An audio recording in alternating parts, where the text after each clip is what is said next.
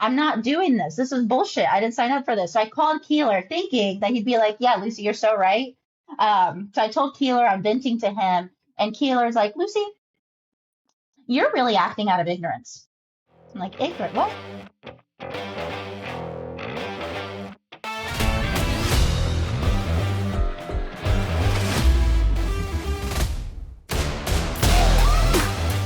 That was today's guest, Lucy Hendricks, gym owner, coach, and someone who built her career not just on her training knowledge, but on the human skills that keep clients, teams, and businesses thriving.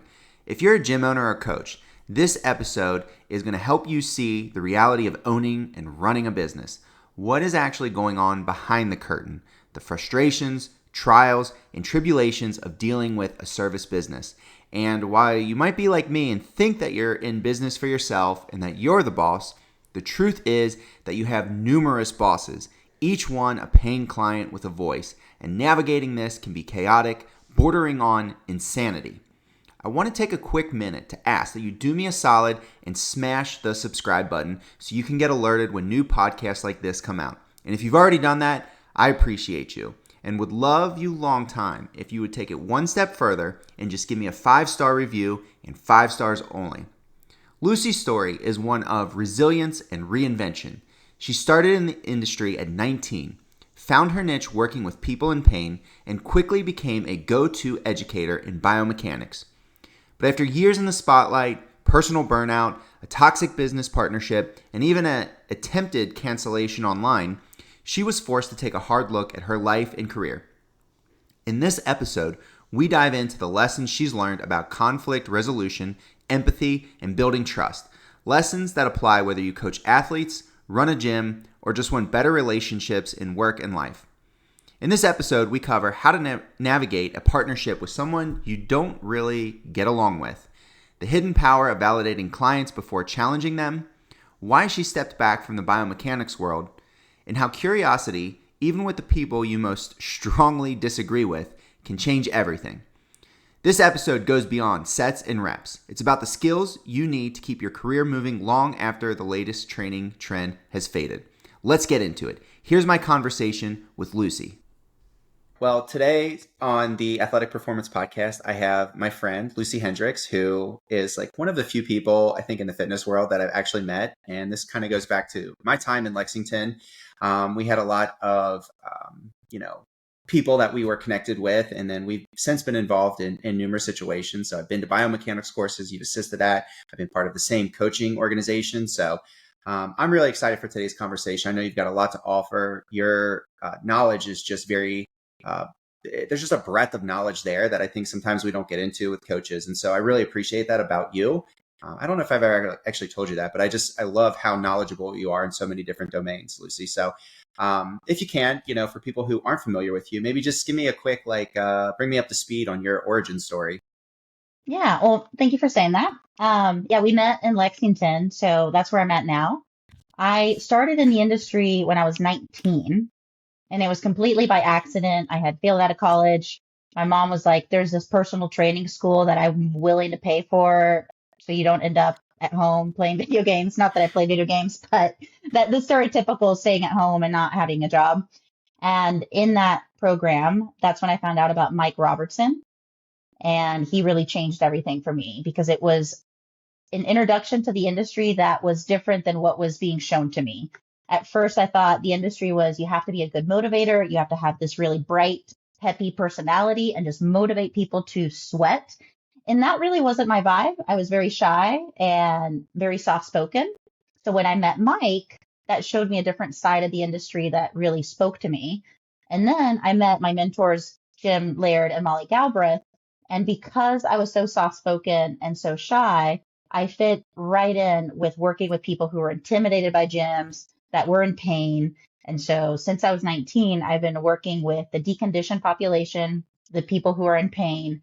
And that has been my big niche since I was 19, and I'm 34 now. And you've absolutely crushed it. I know that's kind of the primary population you still see at your gym today. Is that accurate? Yeah. A lot of people say I work with a special population, but I think most people are deconditioned. Most people have pain. Most people are intimidated by gyms. So I think I work with the general population.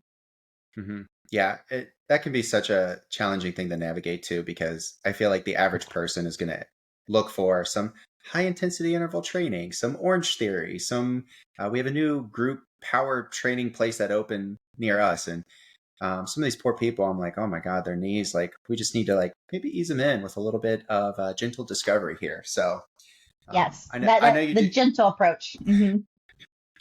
Well, I want to start with a recent post you made that felt very, I felt, I'll just say like seen by this, right? It's a shadowy image of your gym 5 years ago, which was circa COVID time, right? The period of doom. We had to shut down. We didn't know when we were coming back, and just, 2 weeks to stop the spread.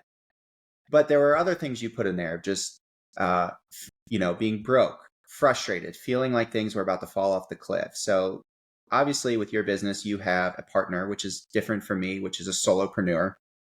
And there's so many just relationships to navigate inside of that space. And I know it can be challenging, but the second slide, when you scroll over, is, hey, you guys have absolutely turned it around. 4 times the space, cohesion, the right culture. And for many people, I think surviving COVID, as disastrous as it was, is surviving was the win. But aside from, you know, operating the business and the numbers game and all that, what was it that actually shifted for you during this time period in business and in yourself that helped change the trajectory of your gym? I think a lot of things shifted during COVID, not just COVID itself. Right before COVID, I had recently joined Business for Unicorns, which is the group that you were part of for a little bit. And Keeler and Mark, but specifically Keeler, was my first mentor in the industry who was not a fitness person. And I realized that I was really lacking in a ton of other skills that are required to be a good business owner. And what's hilarious and ironic is that I ended up doing all the mistakes that my old boss did that I promised myself I would never do.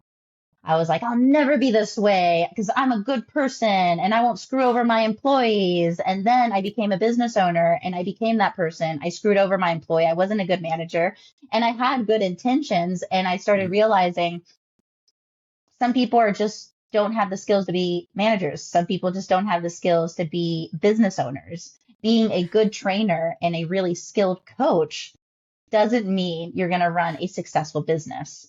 Oh And yeah. Business for Unicorns showed me that I was lacking in a lot of these skills. So that's part of it. That was the shift because we had just Hmm. joined Business for Unicorns and the world shut down.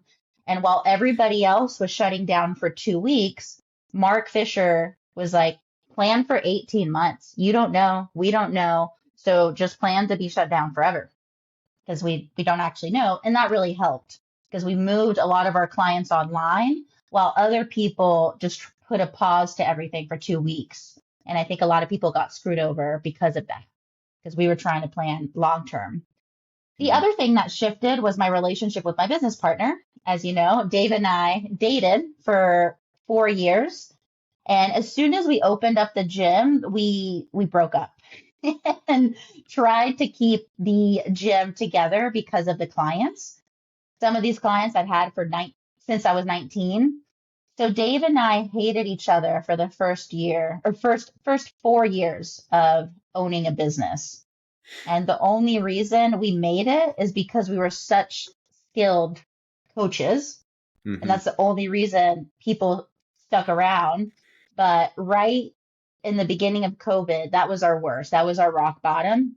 And what COVID provided us was a break because we didn't have a gym. And then when we moved to a new space, it was just one small room. And because of COVID, we didn't want to expose each other. That's what we told people. But really, we're like, we're so done with each other. I don't want to be around you. So you've got the morning and you've got the afternoon. And we just treated it as a job. We weren't focused on growing the business, which that's when we were starting to collect debt. Now I look at the numbers from back in the day. I'm like, how did we even survive? How did we even make it? I collected credit card debt. The gym collected credit card debt. But that break was what we needed. and Keeler became our mediator. And he really was the unbiased perspective and taught me, specifically me, how to be solution oriented, which is something that a lot of people get stuck with is they vent and they focus on the problem, but they don't actually think, well, what's the solution or what would I like to see from this person that I'm complaining about? And I still remember when Dave told me that he was having a baby, I flipped out. I'm like, I did not sign up to have a gym with someone with a baby. You already don't handle stress. You already don't do well when you're not sleeping. You're already moody. I'm not doing this. This is bullshit. I didn't sign up for this. So I called Keeler thinking that he'd be like, yeah, Lucy, you're so right. So I told Keeler, I'm venting to him. And Keeler's like, Lucy, you're really acting out of ignorance. I'm like, ignorant? What? He's like, you don't know how this baby is going to impact Dave. Like, you might be right. He might not handle it well. It might blow up the business, or it might turn things around and he'll be even more motivated to get his shit together. He'll be more motivated to be the partner, business partner that you need. You don't know how this baby is going to act or impact Dave. So you're acting out of ignorance. And when I put someone up on a pedestal like I do with Keeler, that's all it takes. I'm like, you're right, I'm wrong. I called Dave and I'm like, my bad. I guess I was acting out of ignorance. And yeah, I don't know how this baby's going to impact the business. So I guess let's just see. And that's just one example of how Keeler got me out of this loop of being a victim and seeing the worst in things. I remember another time because Dave and I's relationship was very toxic. We couldn't have a conversation about money without one of us throwing something across the room of just getting so upset. So after we would work through our stuff and we would have a good few weeks, something would happen where one of us would blow up at each other. And so one time Dave blew up at me and I thought it was unnecessary and unfair. So I was a victim. So I call Keeler and I start venting and I cry and I'm like, he yelled at me. And when he does this, I just shut down and then I can't work. And Keeler's like, I'm not saying that what Dave did, yelling at you, was right. But at the end of the day, you're choosing to act that way. You're choosing to react that way. You're choosing not to work. You're choosing to shut down. You have control over how you react to how people treat you. And that was just like another mental shift of like, he's right. I do have control over how I react. And slowly through there, we started fixing our relationship with Keeler really being the guiding star. I remember another time we get on a call. I start venting about Dave and I'm like, he did this, he did that, he did this. And Keeler's like, I hear you, but what would you like to see more out of Dave? What would you like to see happen? And that's where I talk about being more solution oriented. What would you like to see Dave do more of? Oh, well, I would like for him to do this and this versus let me just vent about all the things that he does that is pissing me off. And so when I tell people a coach can really help you become more solution oriented, that's what I mean, is we get sucked in the victim mindset, sucked in on thinking of all the things that are going wrong instead of how can we turn things around? And that was the biggest shift in our business, was healing the relationship with my business partner because we hated each other. And the other thing was I was very politically left, like radical left, angry left, hated America, hated white people. I was very closed-minded, and I thought that half the population were evil because I'm pro-choice. If you weren't pro-choice, you're a bad person. I'm this, and if you weren't this, you're a bad person. And during COVID, when everybody was shut down, I started a book club. And I broke the rules of social justice that I wasn't aware of. And quickly that book club turned against me. And I went through what I call a mini cancellation. So there was a 2-week period where I thought that my reputation was over. I was never going to be asked to speak anywhere. No one would ever contact me for work. And everybody now thought that I was a white supremacist, even though I'm Guatemalan. And I thought my life was over. honestly. And that was the moment when someone I was dating asked me, and they were waiting for this weak moment because I was too close minded to ever listen. And he was like, Lucy, if Republicans, half the population, were such bad people, how can there be, like, if they're so homophobic and racist and bad people, how can there be a black gay Republican? And I'm like, oh, because of this and that and that. And I caught myself, I was just repeating things that I didn't really know or even thought deeply about or questioned. So that's when I was like, you know what? I've actually never heard a black gay Republican talk. So I Googled, and since I was shut down, I had all the time in the world since I didn't have a gym open. And I found a video from this Republican, black Republican that I had heard about. And I thought that I knew exactly what this person thought. I thought exactly what this person's like intentions were. I had developed really strong opinions about this person, but I had never actually gone to her podcast or done any long form content. I just had made all these opinions up by what other people had told me. And I watched 2 hours of an interview. And after that, I was like, wow, that is not who I thought that was. I don't agree with her with a lot, but I actually didn't disagree with her with some of the stuff. And that's when I slowly started changing my social media and started following people that I disagreed with. And all of a sudden, even though I'm pro choice, pro life people weren't just white men trying to control my body.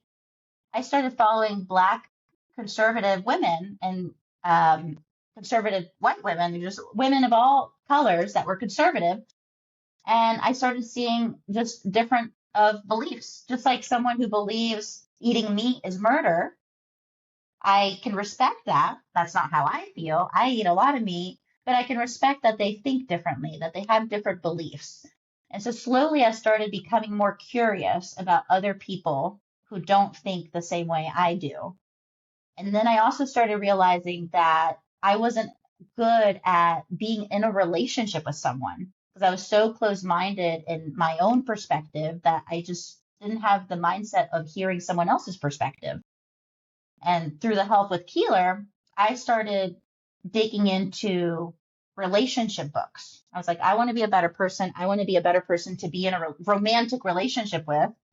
But when I started reading all these books about romantic relationships and how to be in a good relationship or be a good partner, I realized all these skills, minus the romantic part, minus the sex part, are the same skills that we need to be in a relationship with our clients because we're in the business of being in a relationship.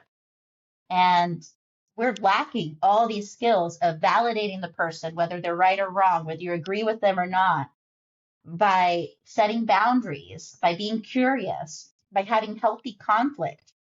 Because people are going to complain about you, they're going to complain about your business. So, how can you validate them and make them feel seen, heard, and understood, but also stand your ground with your policies? Those are skills that trainers don't have. How can you validate someone's perspective when they're totally wrong, whether it's health or politics, and still stand your ground on your beliefs? And that's when I started realizing the missing component to the fitness industry and this our skill set because I was so locked into biomechanics.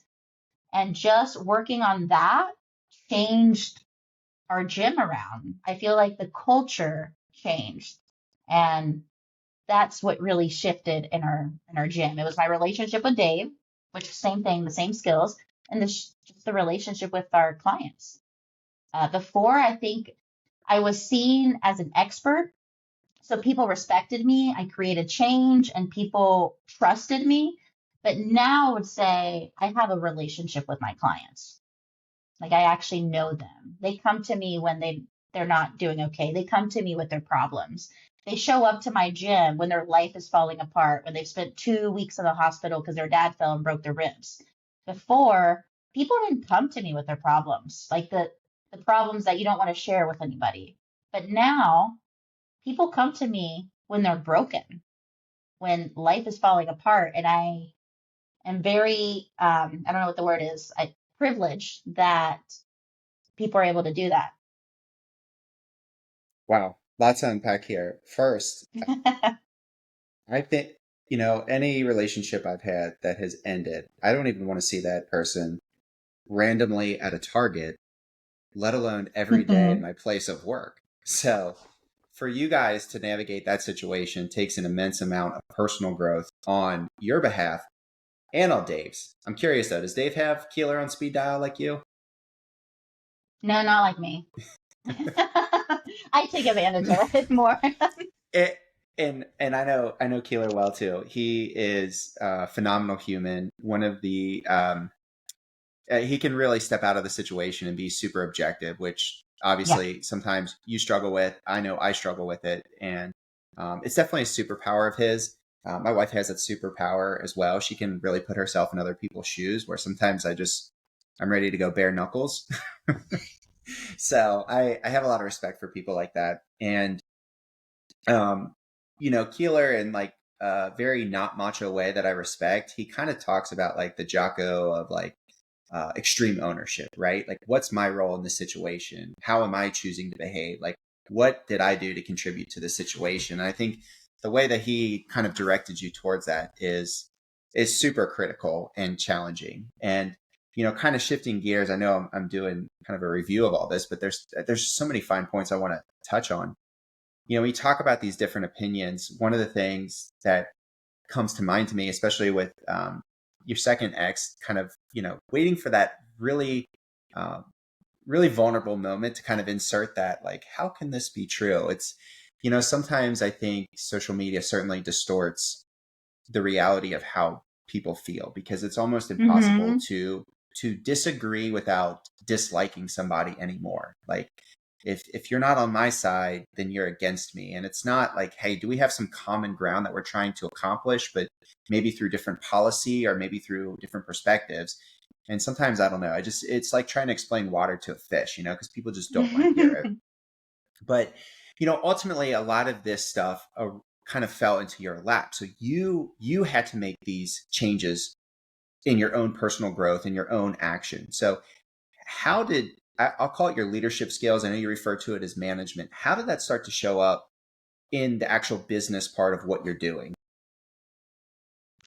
So it wasn't slowly showing up because I went from having an employee and really screwing up with that employee on both, like I should have fired them they, as soon as I knew they weren't a good fit. Right. But it was a traumatizing experience of having a bad employee. And when he finally left, it was like a big issue. And Mm-hmm. then COVID hit, and I'm like, I never ever want an employee again. I never want to manage again. I just want to work so hard so I can hire a manager. So I don't have to deal with that again. Mm-hmm. And then I just got really lucky because years later, when we got out of debt, because Dave and I just worked really hard, didn't have any expenses, so we could get out of debt. And Yep. finally, when we were financially stable enough to hire an employee, I got lucky by getting a student that I worked with at the school that I used to teach at. Mm-hmm. So for a little bit, I taught at a personal training school where I was teaching other personal trainers about coaching. So I was very lucky that I found one of those students from back in the day, and he became our first employee after COVID. And then after that, it was a client. She came to us in a lot of pain, and I just saw the growth mindset in her that it was unique. And so I told Dave, hey, ask Carson if she would ever become a coach because she has something special. She has the skills that I've had to work really hard for. The Mm-hmm. validating skills, the listening skills, the compassionate, just like she really makes you feel seen. That comes naturally to her. So I can teach the coaching part. And I used to think it was like the opposite. Let's Mm-hmm. get a really skilled coach because that's the most important thing. And we can just teach the people skills. But I find that to not be the case. And Right. I feel bad when I say that because I was that person. People will say, like even a few days ago on Business for Unicorns, someone asked, what do I do with this coach who is very shy, not confident, but very skilled? I'm trying not to give up on them.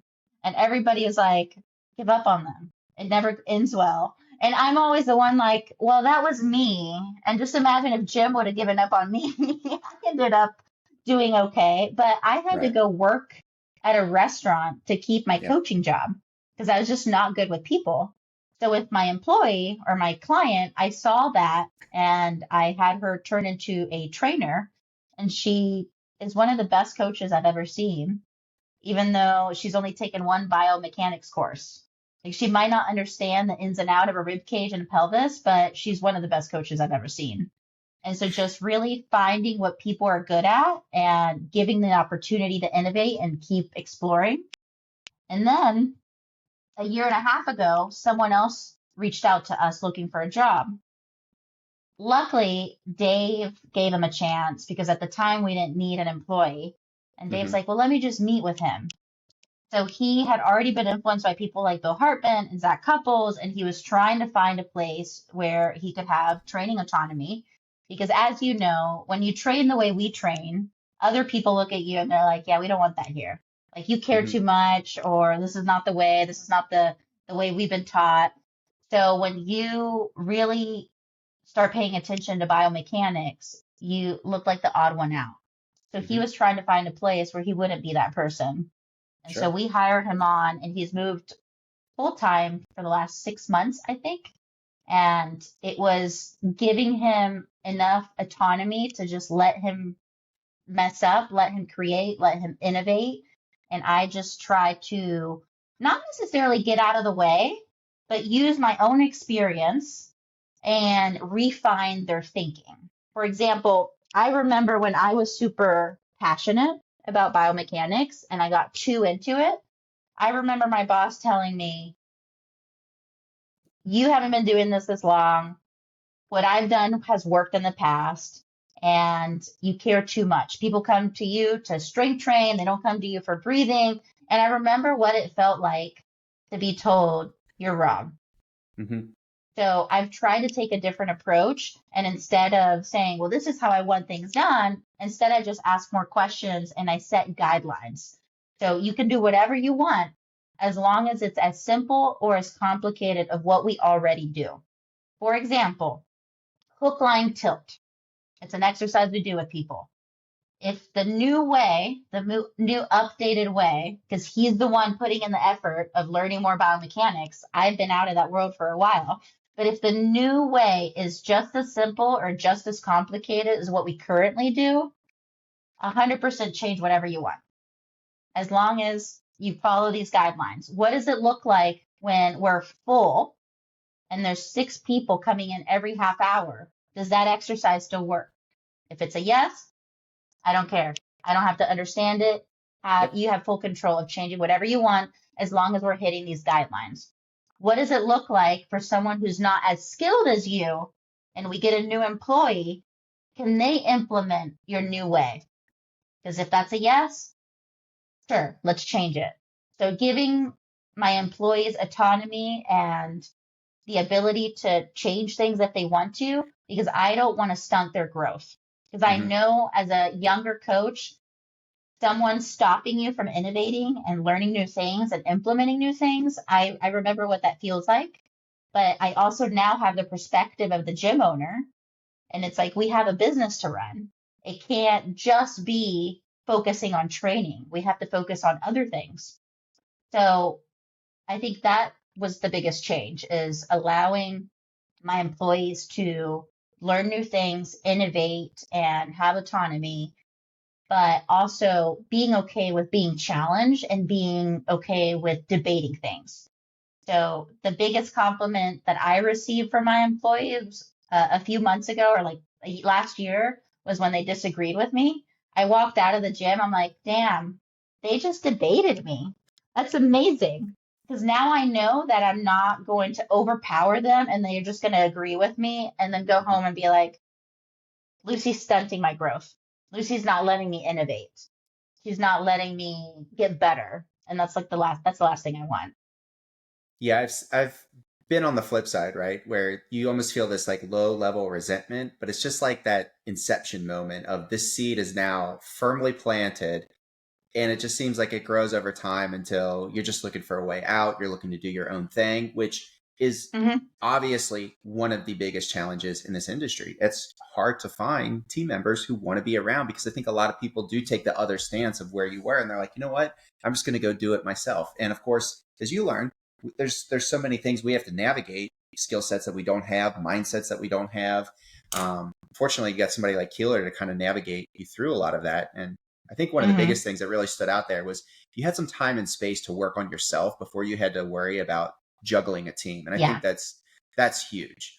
And I do kind of want to talk about the biomechanics stuff, because I mean, going back a few years, like you were one of the key players in the game, man. Like we looked to you, and like with the pelvis and the rib cage, like you just had it, traveling, teaching, breaking it down. And then you just kind of stepped away, which is totally cool. But I'm curious, did this have to do with the clients you work with, those with chronic pain, who maybe some of the stuff was just so nuanced and complex, and just put them in a box that maybe they didn't like? Or, was it just the fatigue of us being like, these narratives we have around movement being so consequential to, what somebody's doing? Or was it something else that you've alluded to so far that caused you to kind of shift your focus? What you mentioned is a little bit of it, of people in pain and putting people in boxes when pain is very complex and it's influenced Mm-hmm. by many factors. That's part of it. But the other part was the cancellation online. I developed anxiety posting and having a presence. And I also noticed a culture shift in the fitness world. If you were selling your biomechanics model, mentorship, whatever, you had to be really loud online. And you had to basically say, I'm better, they're wrong. And I don't Mm-hmm. have to do that for my gym. When I market my gym, I just say we're great, but I don't have to put down the CrossFit down the street. I don't have to put down any business. But to promote your biomechanics course or mentorship, it felt like I had to basically put myself on a pedestal. Mm-hmm. And I didn't like that. I loved that before because I used to be very combative and very aggressive online, but the cancellation kind of humbled me. At the time, it felt like it was the worst thing that's ever happened to me. But now I tell people it's the best thing that ever happened to me because I was 120% sure that I was right about politics and seeing everything. But it taught me that I wasn't. So now, no matter how right I think I am, there's always that uncertainty. Like I could be wrong, actually, so I don't know. So it was the best lesson that it ever taught me. And so even having that, I I couldn't be so certain to say this is the right way to train people. And when you're exposed to a network like Business for Unicorns, you realize that there's other people who have a completely different model than yours, and they're successful and they're helping people.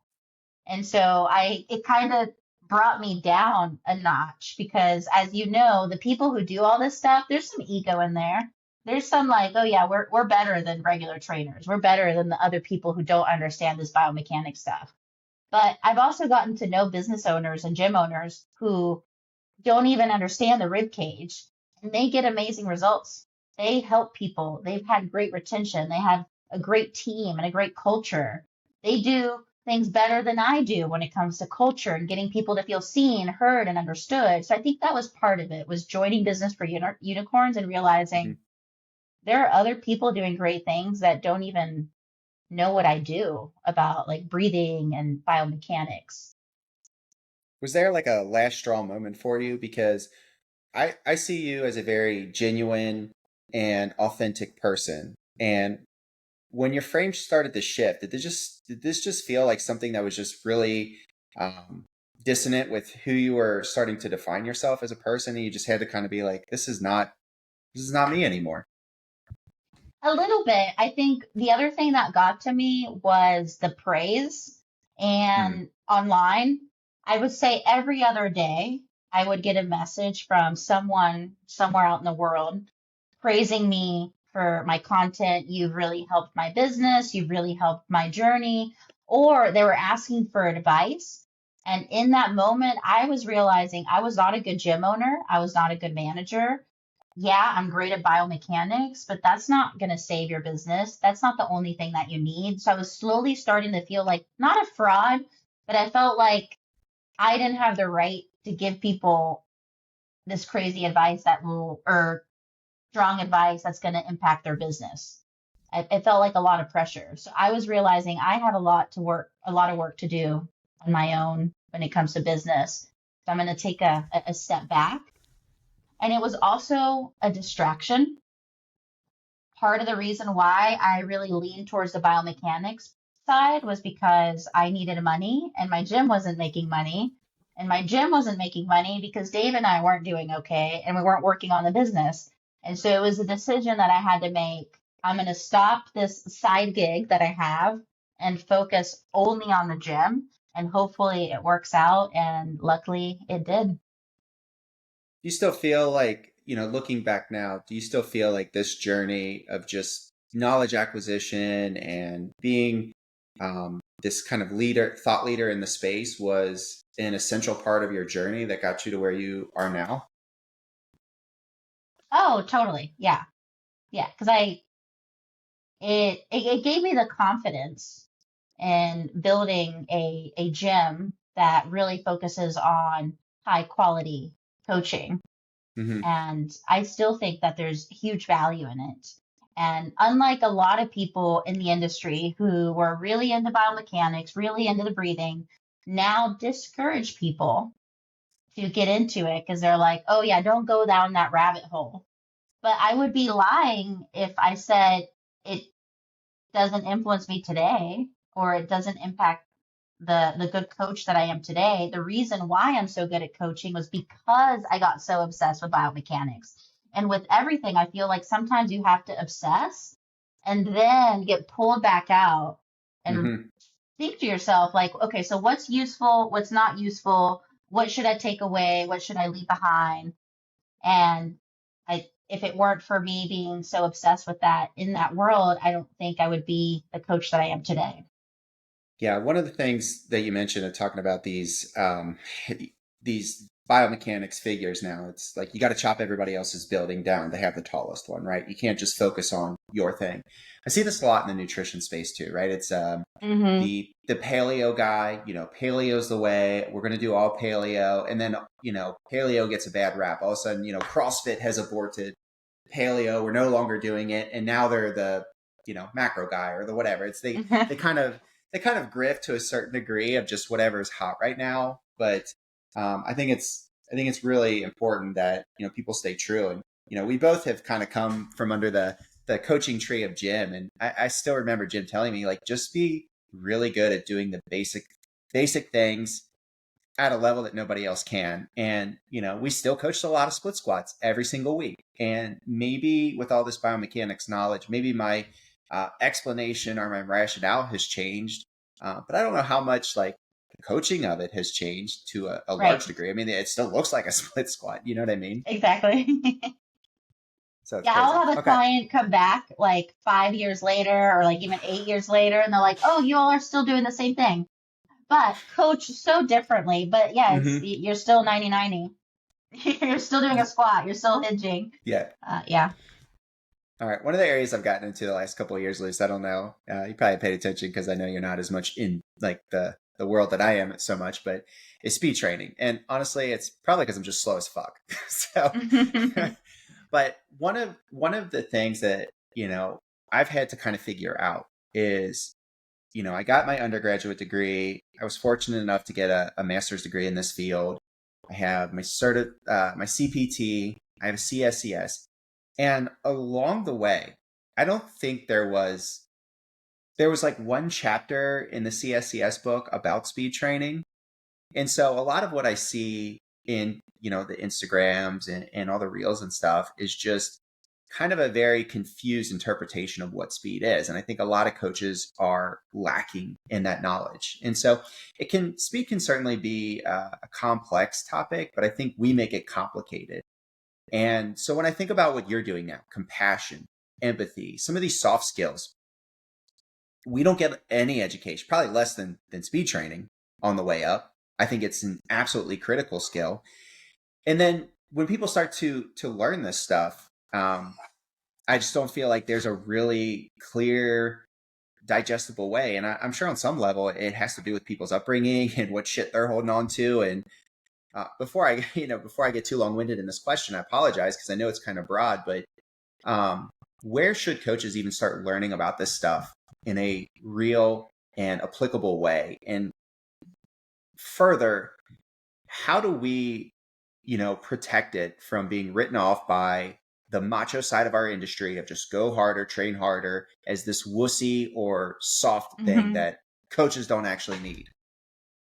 Yeah, great question because I don't know of many resources that are specific for trainers to learn the soft skills that I am talking about. I'm sure they are. I just haven't been exposed to them. So I always suggest people look at relationship books. So my two favorite books, I don't know the author's name, but one is Love Skills. Hmm. And it's a practical book that you fill out either on your own or with your partner. And it breaks things down into archetypes and skills. And I think that's the big thing of how to get the macho people into this. It's not just, oh, be more compassionate and be more understanding and feel your feelings. It's no, do you have the skills to ask open ended questions? Because the key to curiosity is having the skills to ask open ended questions. And asking open ended questions is a skill that it's easier said than done. You can tell people ask open ended questions. Don't say, or not questions that lead to yes or no. And you're like, cool, I got that. And then you're in a conversation and you're like, so do you like it here? Instead of like, what do you like about this place? And Hmm. it's something that you actually have to practice. So I find that when we break it out into specific skills, people who mostly men are more willing to look at it and be like, oh yeah, I do lack that skill. Let me work on that skill. I think that's really important. I always joke, uh, especially like I talk all week long. I'm in the gym, I'm talking to people, but sometimes, like if I'm in line at a Starbucks, like small talk just feels really painful. And it's probably because maybe I'm not asking the right kind of open ended questions. Maybe sometimes I just don't give a shit. I don't know. But I think it's a very real experience. Yeah, and then at first it's gonna feel robotic. I used to Hmm. ask Keeler, like, what do you say when someone just emotionally dumps on you? Like in a consult, they share like really hard things because that's something that we're very uncomfortable with. As soon as someone shares something negative, you want to jump to the positive. You're like, oh my God, I'm so upset that I sprained my ankle. Well, at least you didn't break it. Instead of like, yeah, damn, that sucks. Or even like something more traumatic, like, what do you say? And Keeler would tell me. And I remember thinking, well, that sounds weird. I would never say that. But now, fast forward a few years later, I'm like, that's exactly how I respond with how Keeler was telling me to respond. And now it just comes naturally. Open ended questions just come naturally. But it's something that I really had to practice and slowly build up the skills for it to be my natural way of speaking. Because a lot of people, I think, don't want to work on this stuff because they feel like they'll be fake. Hmm. Like, oh, people are all of a sudden going to look at me differently because this is not how I communicate. And to a degree, that is a little true. Some people are going to, like, your friends are going to look at you talking to a stranger and they're like, Lucy's really like just talking to that person. This is not how she usually speaks. But we have to get past that, especially if our goal is to just be a better communicator in general. We have to get past the idea that someone's going to look at you and think that you're acting a little differently. And I think that's the same for everything.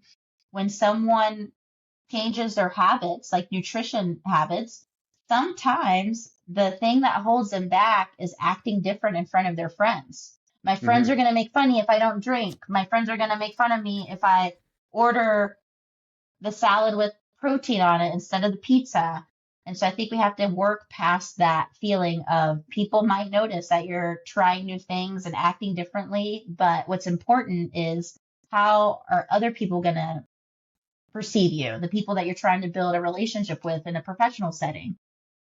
Yeah, it's like trying on different clothes or a different style or a new haircut, right? It's like it feels very Mm-hmm. out of the ordinary for you, right? Like, how are people going to take this? Like, I got a bob cut now. Like, it ain't growing back 6 inches. Like, I'm just stuck with this. But I sometimes think people can maybe just kind of dip a toe in the water. From like a pragmatic standpoint, I would like for you, if maybe you have an example or something, just kind of how maybe a time you've talked to somebody about a setback, because I think people with pain obviously have setbacks, right? They have a flare up. And for my audience, because I work with a lot of athletes, they have all kinds of setbacks, right? They don't make the team they want. They get injured. Just something happens that they have to overcome. So I don't know. Does anything come to mind off the top of your head that maybe help kind of bring this to life a little bit? Yeah, especially with injuries. If you have not dealt with an injury or you have not dealt with chronic pain, you don't realize the emotional response that someone's going to have. So, from a trainer perspective, the flare up is not that big of a deal. Like you did something new, your back flared up for 3 days. But what a lot of people don't realize is that maybe they were debilitating back pain for 10 years and their relationships went to shit, their job went to shit. And when they have that flare up, that's where their mind goes. They're like, oh shit, I do not want to go back there. I do not want to do that. I don't want to deadlift again. And to the Hmm. trader's perspective, it's like, it's not that big of a deal. Like you had pain for 2 days. You're okay. But really putting yourself in that client's shoes of this is an emotional response that they're having. So how can I validate that person? No, it totally makes sense that you're scared to deadlift. Like you don't want to go back to how you were feeling. So just Hmm. having that extra step of making that person feel normal for having that response. Because sometimes they'll even feel bad. They're like, I'm sorry, I'm just scared. I know I'm okay. Like I should be able to do it. I really don't want to flare up my back again. So having that extra step of validating that person. And then after you do that, that's when you can challenge their perspective. You're like, so how do you feel about doing the deadlift again in 2 weeks? Once you've made them feel seen, heard, and understood. Because if you don't do that, they're not going to feel like you understand them. Like he's just totally dismissing me and not understanding that my Hmm. back hurt for 2 days. So if you can just have that extra step of validation, that's when you can challenge them or share a different perspective. And slowly it gets to the point where they have a different behavior with their pain. So I've had people who didn't want to do an exercise because it hurt their knee, but they're like, Hmm. but I'll do it next week. I promise. I'll try it. And in my head, I'm like, yes, we did that. We're changing their relationship with pain.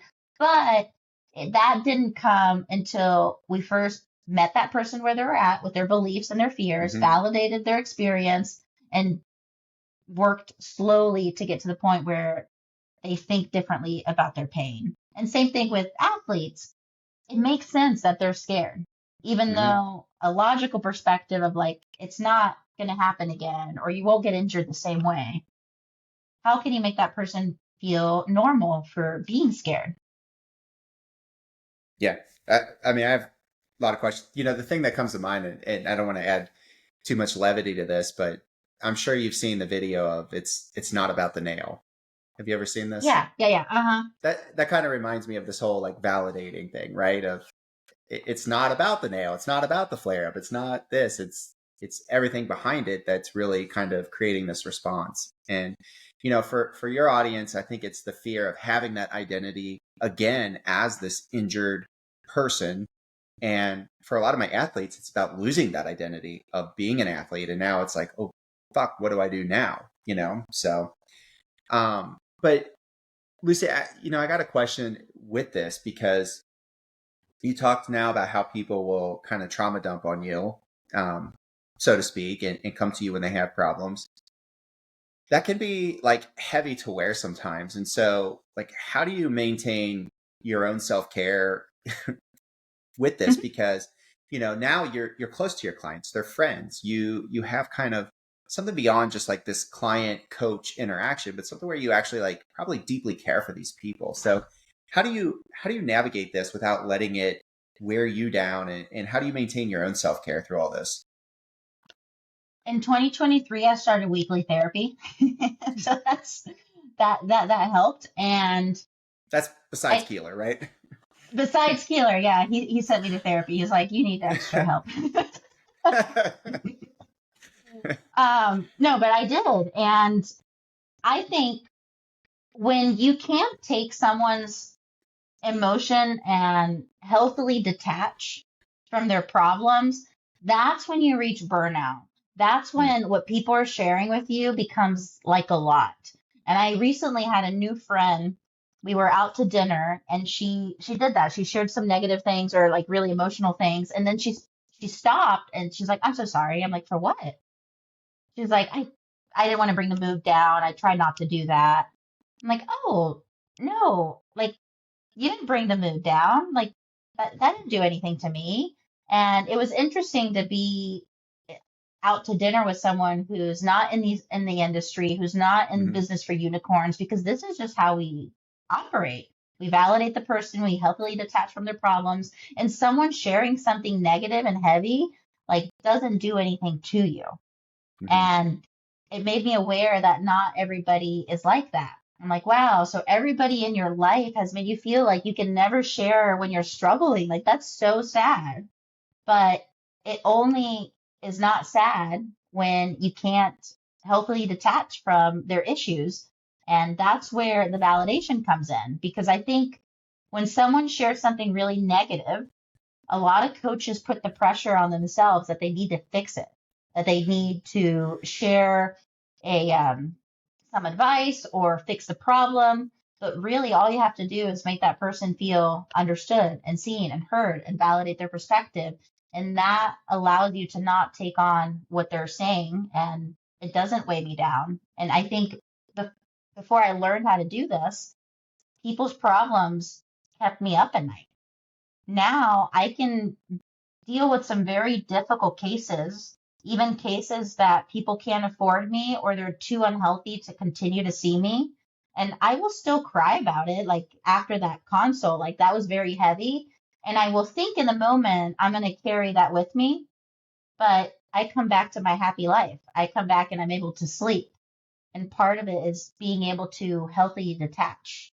And another part is being really curious. Because when someone is not changing their behavior and they keep venting and keep complaining about the things that you clearly see, like, well, you're not working on the stuff that would help you, Mhm. being really curious and just having the mindset that there could be something else going on. Like, there's something that I don't know about this person. I don't know. There's like incomplete information that I'm not aware of that could explain what this person is going through. And I think having the mindset that if I've seen what they've seen, if I am exposed to what they're exposed to, if I've had the experiences that they've had, I would also behave that way, or I would also think that way. And that goes with like politics too, of people getting so upset of these people believing certain things, or people in alternative health, like the conventional leftist doctors are really pissed at these people that believe woo woo stuff.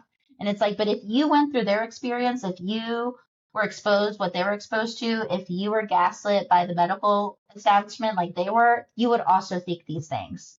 So having this understanding that you're not better than people and there's other things going on allow you to just detach from people's issues. And the big thing that I learned in therapy was some people really have to hurt and have pain and hit rock bottom before they change. Like Dave and I almost had to lose the business before we're like, all right, let's get our shit together and fix this. So my therapist said, who are you to take their pain away that's going to lead to the change? Like, didn't you have to go through some painful moments before you decided to change? Because in 2018, I was suicidal and I went to Costa Rica to speak, and I was on my way to talk to the host and tell him I'm not in a good place. I don't want to live anymore, and I did not prepare for this presentation. And I'm like at my rock bottom right now. And last minute, I decided to just wing it. I'm like, fuck it, I'll just present. And Pat Davidson came up to me and he was like, I need to get you to New York. Like, you have to do this thing in New York. And I remember thinking, well, if I can present this well when I'm at my rock bottom, where I'm like hurting the most, what would it look like if I actually like got my shit together? Like what would it look like if I like worked on my mental health? And that was like my rock bottom to that led to the change.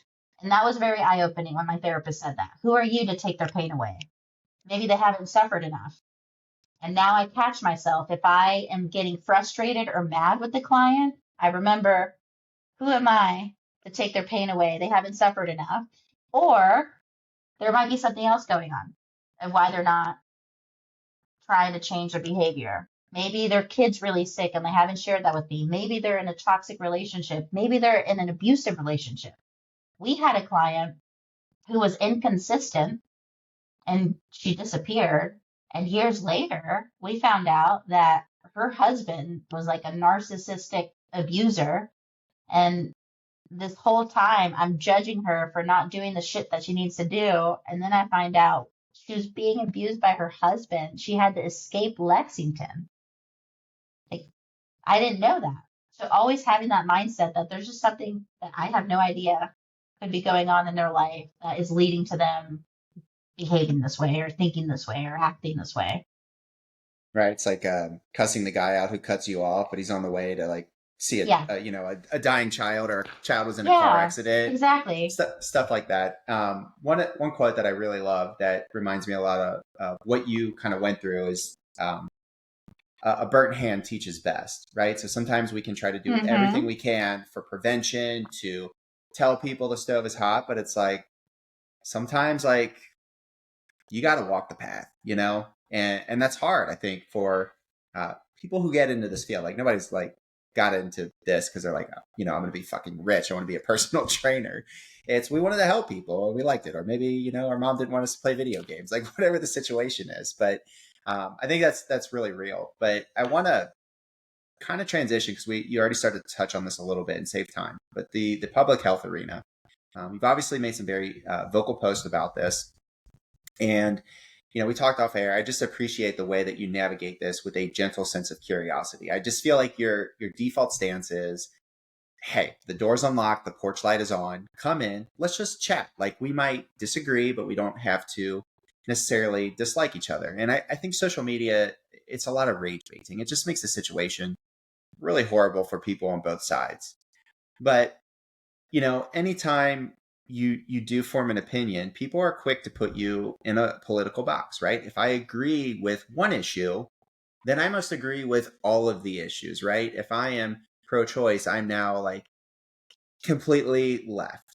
And so I think from the public health perspective, I think we're probably missing a lot of the big issues, right? We're swapping seed oils. Okay, fine. But we're really not getting enough activity. We've got our lasers and our scopes set on red dyes, but caloric intake is just still soaring. So to me, it's the whole cutting the grass while the house is on fire, right? We're not really addressing the problem. So in your experience, how do we have like an honest, productive health conversation with people who see the world completely different than we do without alienating them, without triggering them, without, blowing up the opportunity to maybe have them open their eyes a little bit? Yeah, I would say we have to create what Dr. Zubin and Dr. Vinay Prasad coined the term an alt-middle approach. So in the beginning of COVID, I was very left, lock everybody down, save my grandma, save my mom. And if you did not want that, you're a bad person. If you did not want the vaccine, you're anti-vax to all vaccines and you're a bad person. And Dr. Zubin and Vinay Prasad had a podcast together, and they were the ones that really taught me to be curious about the other side, because they kept talking about the alt-middle approach of like, let's pull out the truths of both sides. Let's validate both sides. And the people who are skeptical about the vaccine, they have every right to be skeptical because of X, Y, and Z. And the people on this side have every right to feel this way because of X, Y, and Z. And so that really started my journey after getting canceled into like my curiosity of seeing someone else's perspective because they did it through online podcasting. I got to see the perspective of people that I had closed off. And I think a lot of people need to do that. You need to really see things from their perspective, and then you'll develop an understanding. So the whole seed oils, alternative health, and all that, part of the reason why I can be very understanding with that population is not just because of my curious mindset, it's because I lived it. So my mom raised me as a woo-woo person. I knew about gluten-free and red dye when I was 9, and I was checking for foods when I was 9. I did all the muscle testing and the gluten-free, dairy-free, sugar-free, everything free. Like we couldn't eat anything. And I went to so many woo-woo doctors. I like put crystals on my body and muscle tested me. And then I got away from that because we all don't want to listen to our parents. And then I got back into it in a way when I started working with Jim because I got into the paleo world. Well, when you go to paleo events and ancestral health events, you get to hear everybody's story. And the story is the same. I really struggled with my health, or someone I love really struggled with my health, usually kids, because people will do anything for their kids. They will go to 20 different doctors until they get an answer. And so a lot of people have a similar story. I struggled. I was dismissed by the medical establishment. I was dismissed by all these doctors. They told me I was normal or I just had to medicate. And then I found alternative health and I got better. And that's the repeated story over and over again. For my mom, I cut out all these foods for my son and his behavioral issues got better. And anytime a teacher would give him candy, I would have to come pick him up. Every time I cut out these foods, his learning disability all of a sudden went away. And I remember my mom was testing certain food dyes, and when she gave him foods with red dye, he'd be sitting there writing his name, and all of a sudden, he's writing backwards, he's writing upside down, and then he's like, I don't want to do this anymore. So if you were in my mom's shoes, do you think you would be against red dye? Yeah. It doesn't matter the research, the papers that you give her saying you're wrong, it doesn't impact people at all. The story matters. It might have been for different reasons, but the story matters. And that's what people are not understanding is like if you saw what they saw, if you experienced what they experienced, if you witnessed what they witnessed, you too would be in their shoes.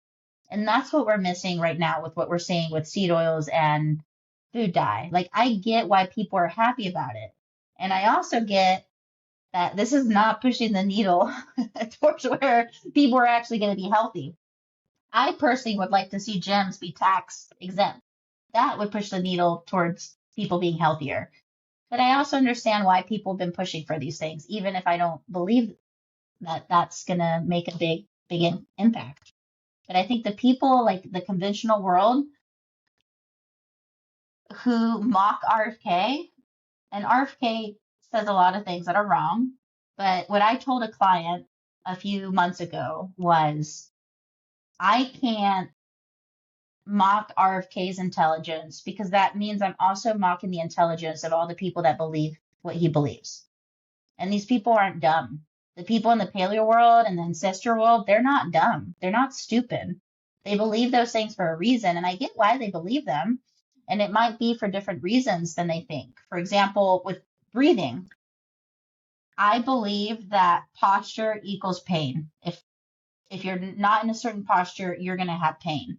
So when I put you in a different posture with a 90-90 and you got out of pain, I thought it was because of biomechanics. Well, now that I know more about pain and about the human body, I realized maybe it's for different reasons than I thought. Same thing with cutting out red dye. Maybe you got better for different reasons. People feel better when they cut out seed oils. It might be for different reasons, but can we validate those people and come from a place of understanding? Because if we did, we would realize that these people aren't dumb and they're not stupid for wanting alternative health, wanting food dyes to be taken out of our food. Yeah, there's so many. It's like health is a multifactorial issue, right? It's there's so many things that that it can depend on. And obviously it can interact with somebody's genetics completely different. And I think sometimes people confuse wanting to, well, first, perspective matters, which is, I think, a lot of your point. Like the narrative, the story that we have, the perspective certainly um, gives us some insight into what we feel like is truth. And I think people are always trying to argue for this objective truth, which I'm just not sure it exists in like an absolute sense when it comes to this stuff. Do you know what I mean? Because Yeah. even with pain, like my if you were to look at my stepdad's back on a an X-ray or an MRI, I mean, based on his disc height, you'd be like, this is a guy with back pain. He has zero. Yeah, You know, exactly. there may be somebody who has a really healthy looking back that has writhing pain for reasons beyond our understanding. But Yeah. again, you develop that story and pain, the sensors heighten, and it's triggered very easy. So I do have a question, kind of, to pry a little bit more. Um, where do you like draw the line between, standing firm in your beliefs, but also staying open to other perspectives? Because I think that's ultimately what a lot of the conversations have been dancing around today is, yeah, we have to stay open-minded, but we've also shifted our beliefs. So how do you navigate this? I think why I have an easier time than others maybe is because of the online cancellation. Because I did think I was 100% right and everybody else was wrong. And I'm always reminded that I could be wrong. And just even building tolerance, I think is another thing to hear other people that you don't agree with, because that's something that I think people have lost tolerance to. I can now listen to a podcast, whether it's left leaning or right leaning, because I don't agree fully on each side, but they could say 50% of the, or 50% of the podcast I can fully disagree with and Hmm. be angry about. And then 50% I can agree with, but I can be fine with that. And I think that's what people have lost tolerance to, is just listening to people with different perspectives and different beliefs. And it's not that I'm that understanding. I just can be okay with not agreeing with the person and not seeing eye to eye. Like that's where they're at. And I think that's it's taken time and practice. Yeah, for sure. I've always tried to follow people on opposite sides, like even in biomechanics, right? Like I may not agree Hmm. with this person, but I want to know, I want to hear. Maybe it's relevant at some point, but it's not like to do reconnaissance and gain intel on this person so I can, undercut them in some way, but just to really like, I don't know. I just always had this sense of like, I just want to like check myself before I'm like fully in on something. Like, am I sure? Am I sure? Like, Hmm. am I willing to like bet my life on this decision?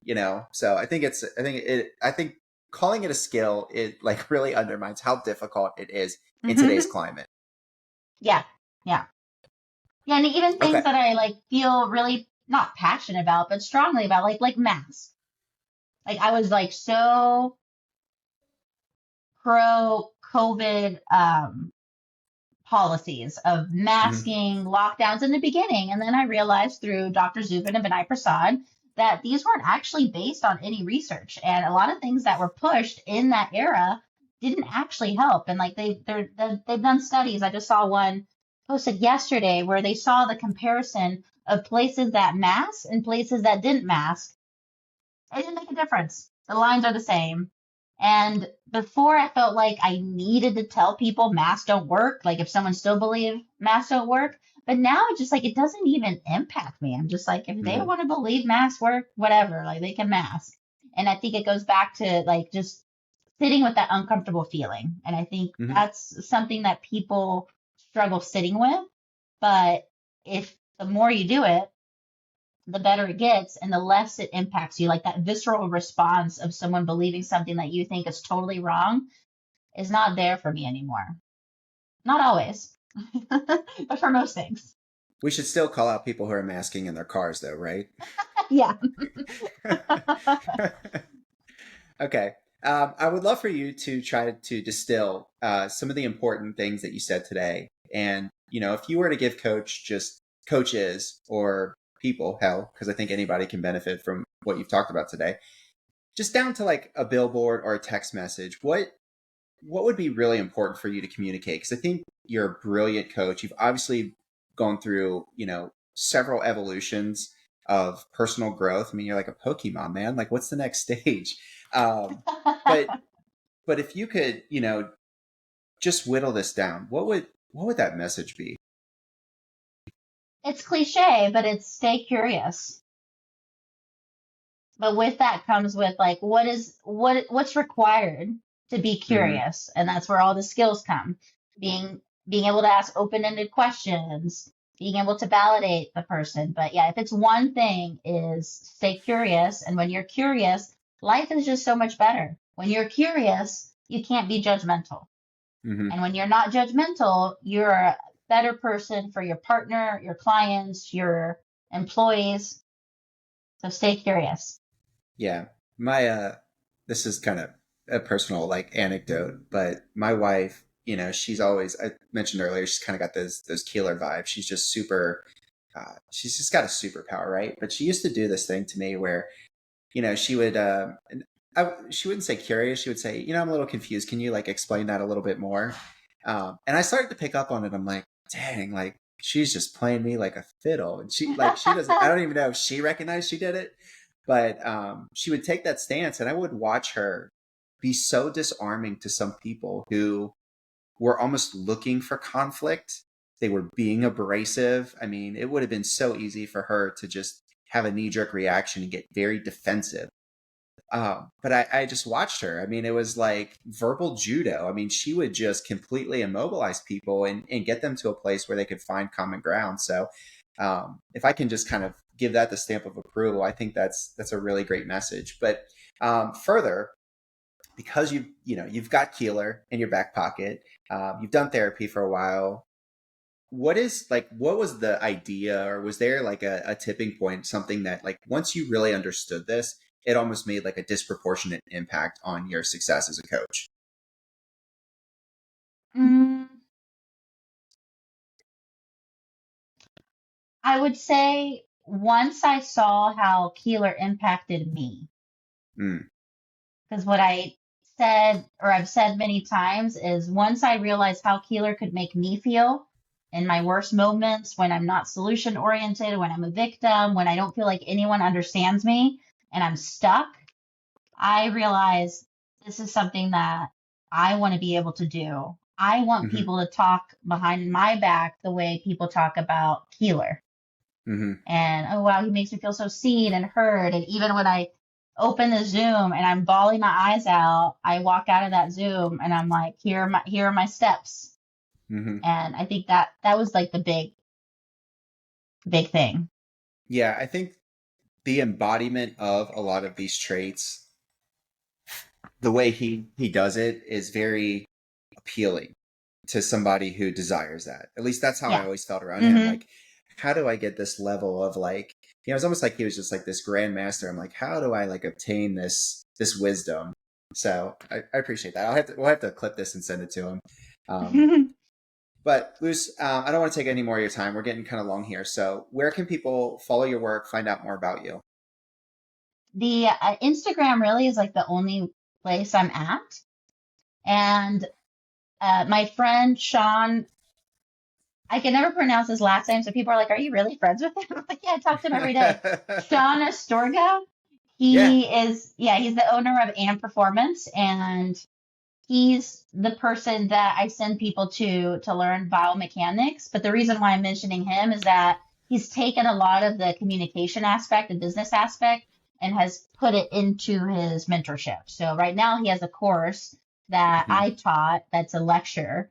So if you want to find my material, that's one way to learn is to go through the AMP performance because he's one of the few people in the industry that teach biomechanics, but then also make it a point to teach people it's not just about table tests. It's not just about their skeleton. It's also about how you communicate. Pain is multifactorial. There's other things that impact your ability to work with people.